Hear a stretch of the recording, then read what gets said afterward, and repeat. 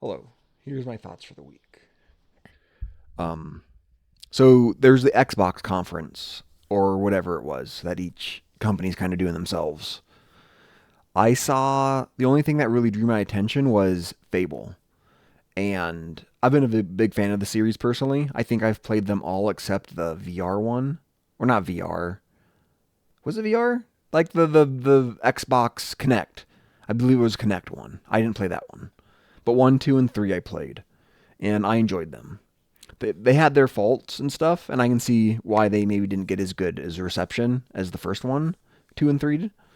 But I enjoyed them still, and I'm excited for the next entry in the series. It's a shame they didn't really show anything except the that video of like in-game rendered cutscenes or whatever, but I'm still excited, and I hope it's a good game.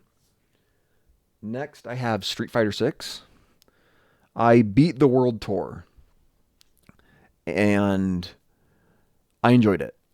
I didn't do all the side quests because that's going to be too grindy for me, but I enjoyed it. I think World Tour is a good kind of in between for if you kind of like fighting games but don't like the competitive nature of them. I think it can be a good choice to get into and play. It has its faults though, because how the level scaling or damage works between you and some of the opponents against the AIs is a little extreme. So, for an example, my character is level 60, and one of the very end game quests has one of the opponents being like level 85. And the damage difference is just unplayable almost. Which, you heard what I said. Like, I'm level 60, level 80, that makes sense. But I don't want to grind that. And it just feels awkward in a fighting game. Because, like, just for an example, I'll just say we both have 20,000 health. I'll be hitting them for hundreds of damage, and they'll be hitting me for thousands. And it just feels so hard to play because you're just doing this little tiny chip damage, and then they just chunk you down so hard. And I just don't want to put hours in to grind it. It's just not what I would feel like. Um, then there's the Battle Hub, which is neat. You have like the little game stations or whatever, the arcade stations that you sit at, and you can just randomly play. It is a mixed bag though, in my opinion, because you sit down and you have to wait for someone else to like challenge you, and the skill level of the opponent could be anything, right? You could be getting someone who has no idea how to play at all, or you could get someone who is a master, at least compared to like me. I'll fight someone who I have no chance of winning against. But it's still an interesting place to go and like sit and maybe even like warm up. It's also set up to like watch tournaments, kind of like in-game tournaments, not community run or sponsored tournaments. But I think it has like occurring tournaments that you can go and like get into and play and watch. And it's kind of a neat thought. If you can watch the big tournaments, like Evo style tournaments in it, just the Street Fighter ones, I would imagine. I think that'd be kind of a fun way to watch them. But otherwise, I don't know. It's an okay mode. And then, of course, there's like the regular mode where you can play ranked and unranked, I guess. I've been doing that a little, which I've never done before. I'm still very low level, though. Still like bronze 3 or something, which is nothing. But I'm enjoying it. The control schemes are modern and classic. And there's one other one, but haven't looked into that one. I'm playing modern because I'm really bad at the executions for the combos. And I can definitely see why classic would be better long term or getting very high. But I don't know if I'd ever get that high or put that much effort in the first place to get there. So I'm enjoying the modern controls. I know some people are having like the argument of some saying like, oh, it's a noob trap, don't do it. And then there's also the opposing argument of people saying, oh, it's too good. Although I don't believe most high ranked people are still classic. So I think it's really just one of those kind of like a little helper where if you have some of the more fundamentals down, it helps you complete like combos and inputs. But with the damage reduction, I've definitely lost some matches because I'll do just not enough damage and then they can get me. When if I had inputted the thing myself, I would have killed him. On the flip side, I don't know if I'd have been able to input it though. So I don't know. I'm not an authority on Street Fighter 6 competitive, so take that as you will. Overall, I'd say it's a good game though. If you're into it casually, I think story mode is fun. I put like 40 hours into the story mode or something like that, and I think it was worth it. It even has more if you really want to grind out max level and max out all the affinities and friendship points for all the main fighters for your avatar. So I would definitely recommend it if you were into if you're into fighting games, you probably already bought it.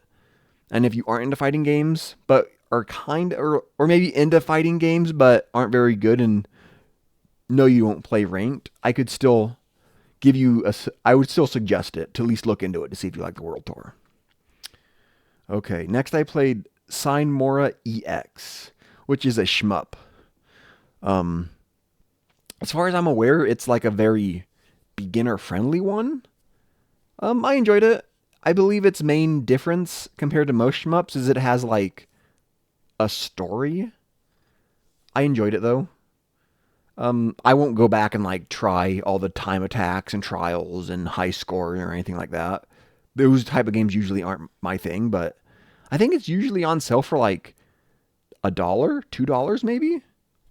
I don't know. Let me look that up real quick if I can. Sign Mora EX price.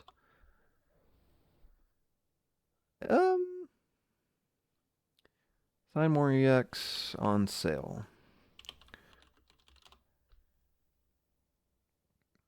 I think you can get it for like less than $1 when it's on sale, or like $1.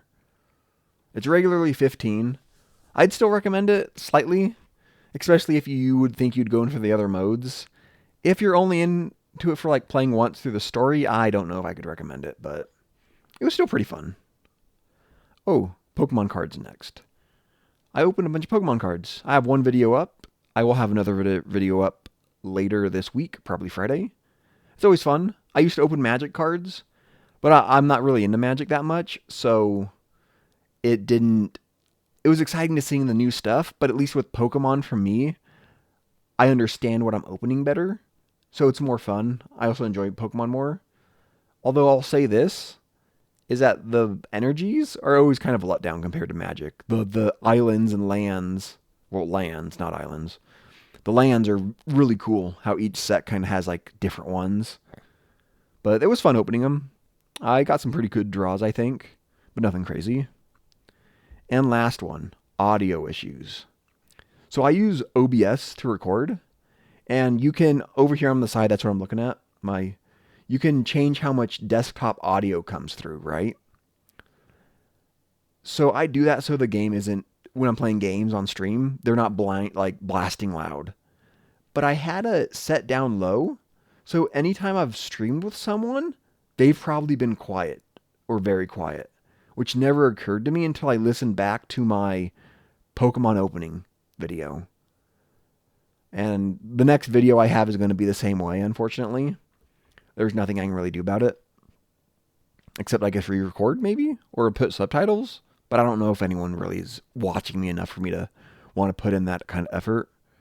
Or if our comments were even good enough to go through. But it was definitely something to learn going forward. Is be a bit more aware of my audio and how to balance it between me and the game. Because I definitely don't want the game overshadowing me in terms of volume.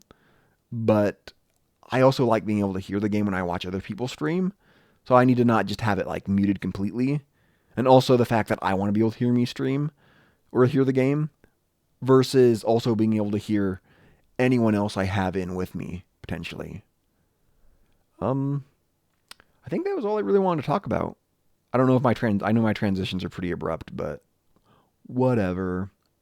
If you enjoyed, please give me a subscribe. This is YouTube, yeah, subscribe. Give me a subscribe, and I'll see you next time. Bye.